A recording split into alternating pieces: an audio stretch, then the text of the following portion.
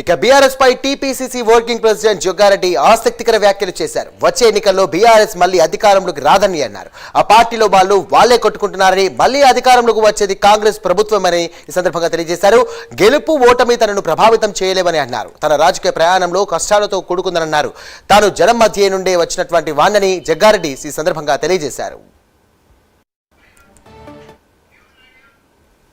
భయపడకండి, మీరు ఇక్కడ కూర్చున్నారని ఏం కాదు. 3 ఏళ్ళు అయితే మిమ్మల్ని ఏం ముట్టని.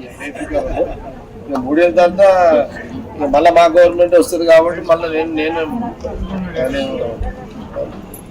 ఏమి ఇబ్బంది లేదు. మీరు ఫ్రీగా మైండ్ తోటి కూర్చోండి.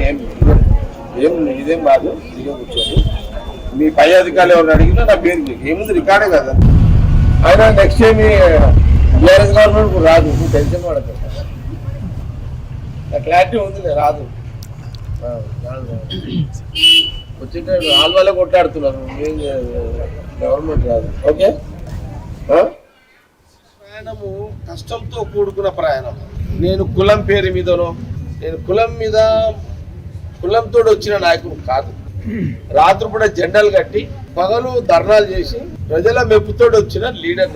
చాలా మంది కులాల పేరు మీద వస్తారు, వస్తారు, అట్లా ఇట్లా వస్తారు, కానీ నాది ఆ పుట్టుకగానే కాదు నాది. కాబట్టి ఈ గెలుపు ఓటంలో నన్ను ప్రభావితం చేయాలి. ఏదో గెలవంగానే నేను తోపని ఇష్టపడేది లేదు, నేను ఉబ్బిపోను ఓడిపోయినా కానీ ఇట్లా పడేది లేదు. నేను మొన్ననే చెప్తే అరే నేను ఇంకా 10 ఏళ్ళు నేను పోటీ కూడా చేయాలని కూడా చెప్పిన. మినిమం అంటే 10 ఏళ్ళ లోపల మళ్ళీ 10 ఇయర్స్కి వస్తా. మన